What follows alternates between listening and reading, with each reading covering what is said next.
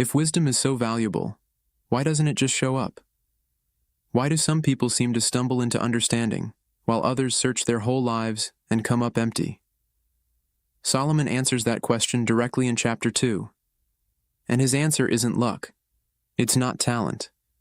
It's something far more within your control, and far more demanding than most people are willing to give. Solomon answers that question directly in chapter 2. And his answer isn't luck. It's not talent. It's something far more within your control, and far more demanding than most people are willing to give. For Yahweh gives wisdom. From his mouth come knowledge and understanding. He stores up sound wisdom for the upright. He is a shield to those who walk in integrity, guarding the paths of justice and watching over the way of his saints. Then you will understand righteousness and justice and equity, every good path, for wisdom will come into your heart, and knowledge will be pleasant to your soul. Discretion will watch over you.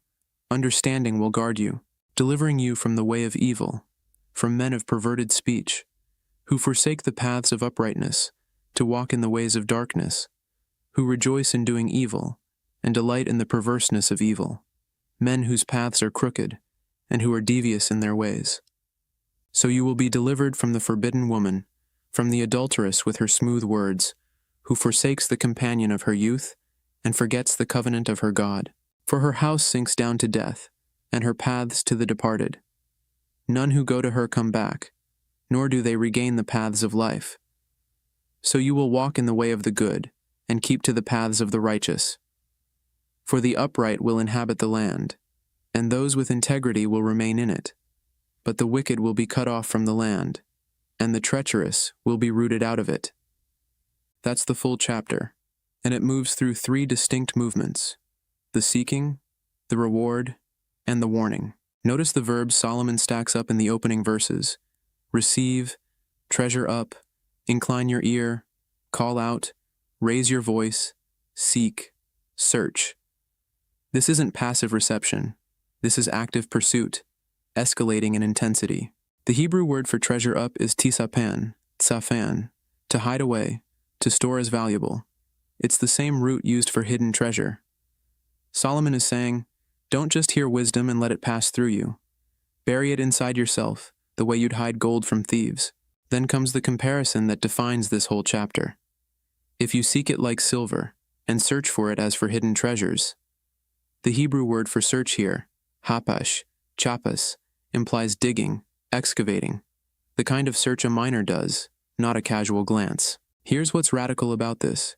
In the ancient world, silver and treasure required labor. No one stumbles onto a silver vein while sitting still. You dig. You search systematically. You don't give up after the first few feet of rock. Solomon is telling us wisdom operates by the same economy. It's available. Verse 6 says, Yahweh gives wisdom, but the giving and the seeking aren't in tension. He gives it to those who dig for it, not to the passive, not to the casual observer, to the one who treats wisdom like buried treasure worth the labor. The second movement of this chapter shifts from seeking to what wisdom does once you have it. And the language changes to something almost military. Discretion will watch over you. Understanding will guard you. The Hebrew word for guard, natsar, is the same word used for a watchman on a city wall. Wisdom isn't just intellectual furniture. It's active protection, stationed at the gates of your decisions. And notice what it protects you from. Men of perverted speech, those whose paths are crooked, and then, strikingly specific, the forbidden woman, the adulteress with her smooth words. This isn't a random example. In the Hebrew wisdom tradition, seduction toward destruction is often personified as a woman with smooth words, chalak, flattering, frictionless speech, designed to bypass your discernment rather than engage it.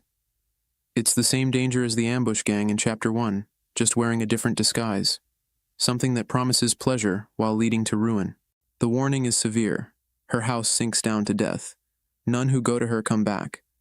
Not because repentance is impossible, but because Solomon is describing the trajectory of a path fully walked, the natural end if the direction never changes. Here's the tension most of us live in. We want wisdom's benefits, the discretion, the protection, the good paths, without wisdom's cost, which is sustained, deliberate pursuit.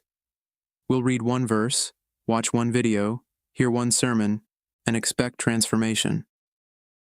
But Solomon's picture is a miner, not a tourist. Digging day after day in the same spot, refusing to quit when the first few feet don't yield gold. What does this look like practically? It might mean actually finishing a book instead of skimming a summary, sitting with a hard question instead of grabbing the first comfortable answer, seeking counsel before the crisis, not just during it, treating your relationship with wisdom like a discipline, not a mood. And the protective piece matters too. Wisdom isn't just about making good decisions in isolation. It's a watchman, alert to the smooth words, the flattering shortcuts, the paths that look inviting precisely because they're crooked. The forbidden path in this chapter isn't only about romantic temptation. It's about anything that promises fulfillment through frictionless ease, bypassing the actual labor of pursuing what's real. So here's your question today. Are you digging, or are you waiting for wisdom to fall into your lap? Solomon promises that the search is not in vain. Then you will understand the fear of Yahweh and find the knowledge of God. But the promise is tied to the pursuit, not casual interest, deliberate, sustained searching, like a person hunting for silver in the ground. The upright will inhabit the land.